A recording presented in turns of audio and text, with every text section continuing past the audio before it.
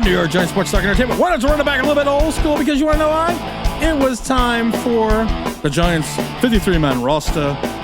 Well, I guess this is the official 53-man roster until tomorrow at 12 p.m. when we can start going through waivers and start taking care of these players and bringing in some people that we're going to have on this roster. I've said it once before. If you are the 49th to 53-man on any roster in the NFL, don't get comfortable. Don't unpack. The Turk may have avoided you, but there's still that potential and that's still that opportunity that you will no longer be on the active roster and you may be waived and you may be just sent over to the practice squad. Were there any surprises? Let's go through the initial offensive players. You had Tyrod Taylor and Daniel Jones, of course. Jones is starting quarterback. Taylor, your second string quarterback. The late great Tommy DeVito, not great late, but great Tommy DeVito was waived.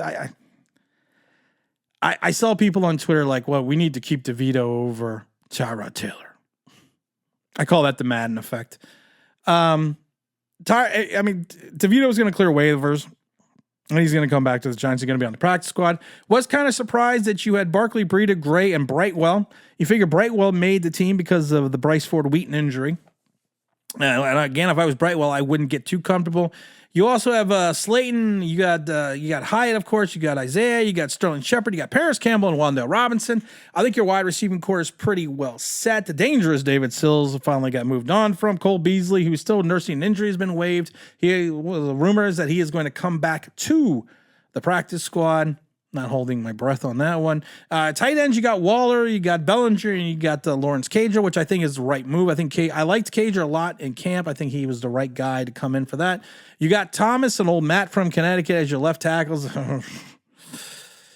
Matt is a swing tackle because people just swing around him and kill the quarterback. So hopefully we're going to find someone out there. And we're going to have a video tomorrow about who we want the Giants to bring in. You got Bredesen, you got big old Joshua in there. You got the Jingleheimer Schmidt. You got Shane Lemieux also at the center. You got Glowinski. You got Marcus at your right guards. And you got Evan Neal. I mean, outside of maybe Brightwell and old Matt from Connecticut, I think you're potentially set right there. Unless something occurs that some offensive line depth comes around that you really need to go get, I think you're pretty well secure. On the defense, you got Kayvon Thibodeau and Ward, kind of no-brainer. Same with Leonard Williams and the Nacho. Dexter Lawrence and I guess DJ Davidson, A'Shawn Robinson, and Jordan Riley. Jordan Riley, I'm not shocked about. I think he played well. I saw him the first time I saw him play, he's just a guy that just seemed to understand his assignments. A guy that just filled his gaps in his position. I think he's a guy that, he's someone that you need to watch after because of the fact that I think he can grow potentially into a quality role. Maybe not a starter this year, but I think he can come into a quality rotational role. Then, of course, you have the Azeez Ojulari and Boogie, who we just picked up. Boogie, of course, comes over from the Bills, former second-round pick. Replaces O'Shane Ximines. Of course, he was waived. I actually did a video. I actually had Boogie in one of my videos 2 years ago because I thought he would be a nice pickup for the Giants. He potentially thought he could have gone in the first round. But the thing against him coming out of college has always been, good pass rusher, doesn't have any pass. It does not have a repartee of pass rushing moves.